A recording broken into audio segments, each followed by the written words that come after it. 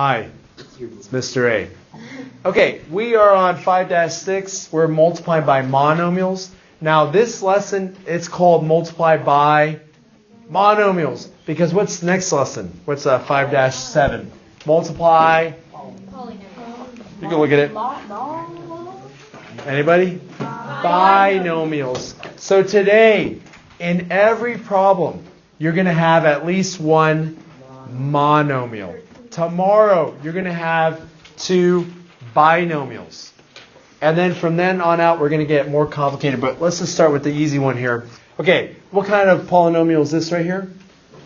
Monomial. What kind of polynomial is this right here? Monomial. So in this case, we have 2 monomials, and they're being multiplied. So that's good. We're doing exactly what we said. So what's going on between 2 and x? Multiplication. 3 and x. 2x and 3x. It's just one big multiplication problem. So does that mean you can apply the commutative property and multiply anything in any order? Why don't you just multiply the 2 numerical coefficients? So what's 2 times 3? 6. Yeah, and you're multiplying. Yep, you're multiplying. And then you can multiply the literal coefficients. X times x is x squared. This x squared means x times x. Isn't that what it means? X squared means x times x. And that's what you're saying.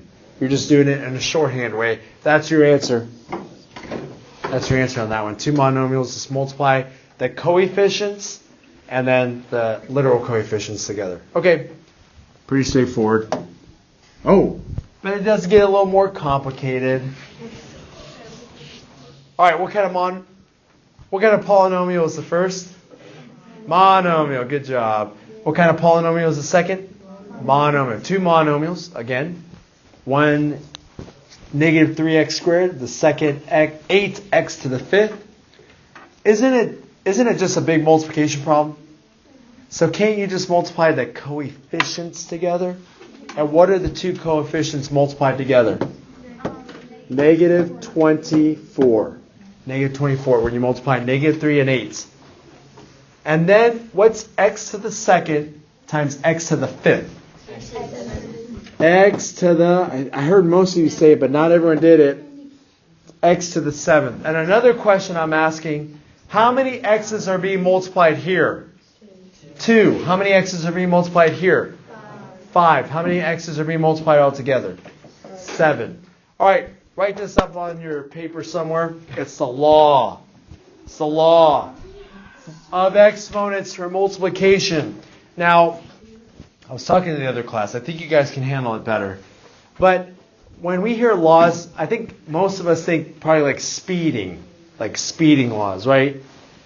If you always follow the speeding law, you'll never get a ticket for that. They'll never say, you know what, you were following the law. I'm going to write you up for that one. No, they have no justification to do that. But then Mr. A, I know someone who always breaks the law and never gets a ticket. Ooh, so see, you don't have to follow the law, right? But could that person or those people get pulled over for going over the speed limit? Yes. Yeah. And can they say, well, but officer, I never got caught before. Is that a good reason? No. He's going to say, when did you not get caught before? Oh, just yesterday I was going 15 over. Cool. Thank you for that. Write you another ticket for that. Oh, so you're confessing to these crimes. You have to follow the rules or you could get caught. Now, some of you are thinking, well, see, you don't always have to follow the rules because you might not get caught. Here's how it works for math. You don't follow the law, and thankfully, in my case, and really for your case, you'll get caught, and then it will cause you to get what? Wrong answer. You're like, what happened? I was doing my own thing, and I got to follow the law. Here's the law of exponents for multiplication. There are many laws, by the way. Here's just one today, and we kind of already looked at it. If you're multiplying, look at it, guys, multiplying 2 numbers with the same base. What's the base of these 2? A. Good. A should be the base. What do you do with the exponents? Add them. If you're multiplying 2 numbers with the same base, what's the base here? x. What do you do to those exponents? Add them. That's what you're trying to do. That's the law. And it always works. And it's always right. And it's always valid. And it will get more complicated later. Now, you're good with law? Are you guys good with that law real quick? You guys get that? Okay, not too bad. I want to introduce this idea to you because the laws they don't change, but they look different and they look kind of tougher. So I'm going to give you another word for exponents. Okay, I'm going to give you another word for exponents. Ready? And you're going to see it. It's going to come up in about 2 years. Logarithms. Let me say it again. Logarithms. I want you guys to say it twice with me real quick. Logarithms. One more time. Logarithms. Ready? I'm going to spell it out for you. Logarithms. And you're like, what? If you have older siblings in Algebra 2 or above, they're dealing with logarithms a lot. And can I give you a little bit of hope here? When you see logarithms, some of you are going to react the same way you did just now. You're like, what? What did he just say? What? Or some of you are like, huh? I didn't get that. You know what another word for logarithm is? Logarithm. Exponent. Ready? I'll tell you why we changed it and why we didn't say it already.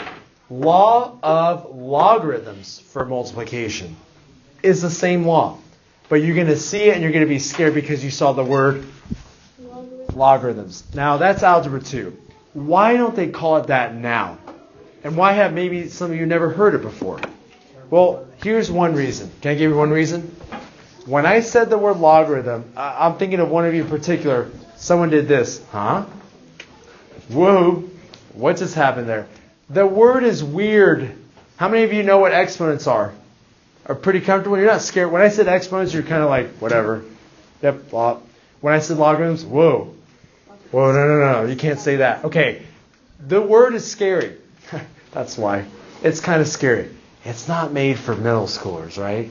But you guys are already aware of it. And then exponents and logarithms are the same thing, but you're going to use different applications with logarithms. That's really cool. I really love that part, but it gets really confusing just because of the words we use. Just the words can throw people off. So don't be scared when it comes up.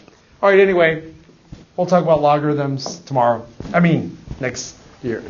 2 years from now. Okay. Let's write this one down.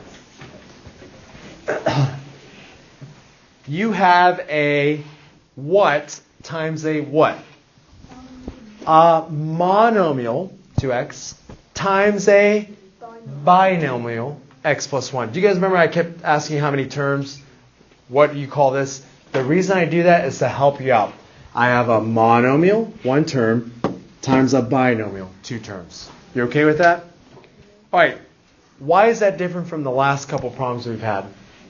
What did we have in the last couple of problems? We had 2 monomials. Now I have a monomial times a binomial. Do you think I handle it exactly the same way?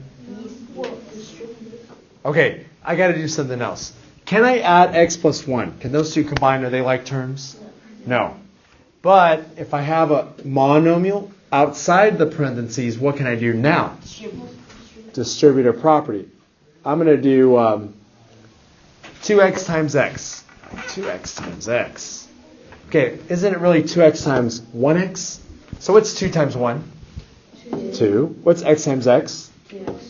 X squared. X squared. That's all we did on that one. Okay, ready? What's 2x times 1? Positive 2x. Done. Pretty straightforward. Use the distributive property. And you already did this. Anyone remember your quiz? No. Good. I'll remind you in just a little bit. Okay, but how many of you get this now? Like you're looking at it saying, oh, okay, you're just multiplying 1 by both of those? Okay, let's get through another one. Oh, then they gave you the...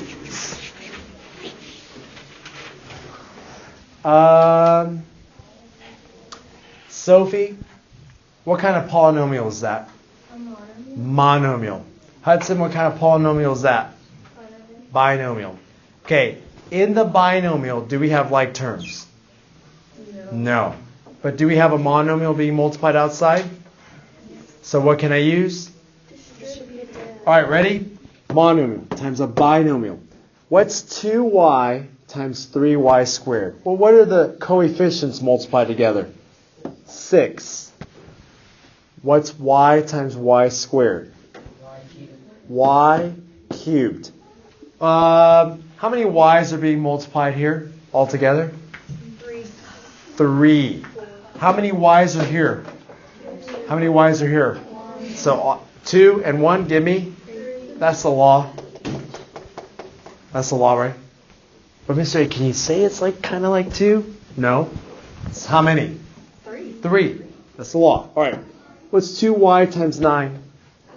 Positive 18y. How many y's are being multiplied in the second multiplication? 1. Isn't that true? That's it. That's all you're doing. Distributive property right there. Okay. Any questions on that? Because I wish it stayed that simple. Any? Just do this one on your own. I'm not telling you what it is. Do your own thing. Hopefully you don't forget what was just going on. Oh, bye-bye. Stay with me, Sewell. Over here. Okay. William, what are you multiplying up there? 2 what? 2 monomials, right? So I'll go with Sam. When you get your answer, let me know.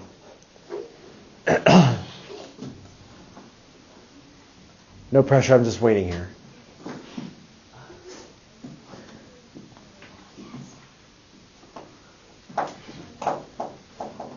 Do you have an answer, or are you still working on it? I don't have an answer. Okay, that's all right. Let's go with Anna Grace. Let me know when your answer is ready. Okay. Oh, it's ready? No, it's not. Oh, I'll sit here. Don't worry. It's comfy. It's awkward.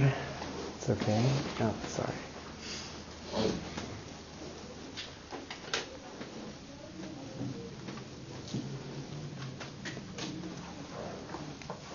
How many of you were able to get this answer? Like you feel pretty confident on it? Okay. All right, Anna Grace, I'm going to kind of help you out here. What are the coefficients multiplied to give me? 30. 30. 3 times 10 is 30.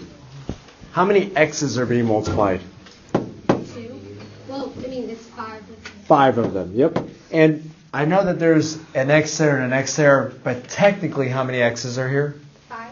Or, sorry. 3 right there, and 2 right there. And how many total? 5. Good. How many y's? 1 at the first, and then 2 at the second. And So 6 all at the together? three. There you go. 30x to the 5th, y to the 3rd. That's it. Sorry, that's it for that problem. Here's your problem. Oh. Oh, wait. I am so sorry, guys. I am really so sorry.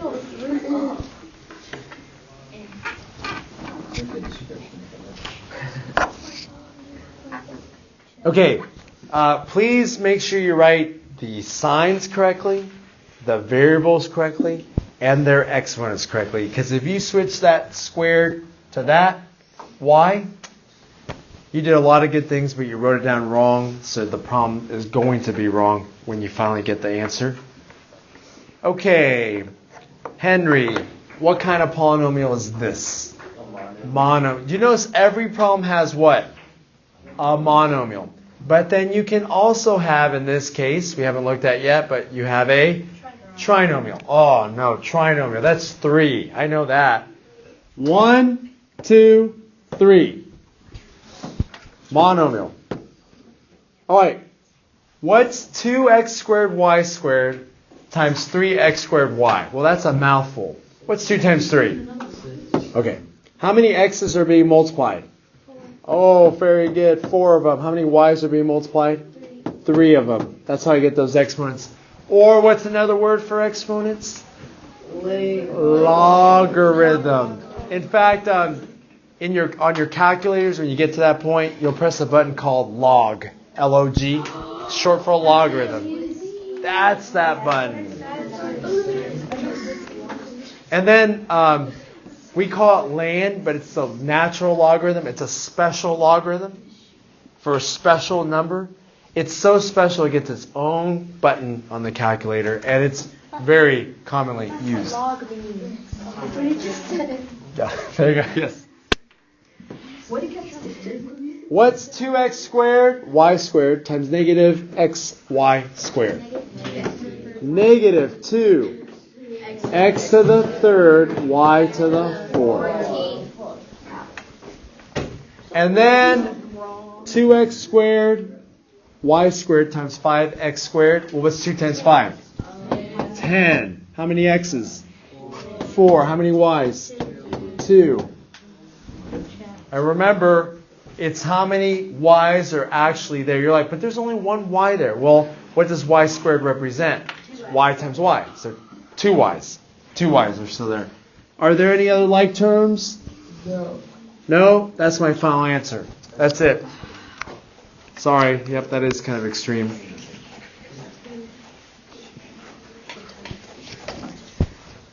Last problem. Maybe not. Okay, go ahead and write that down.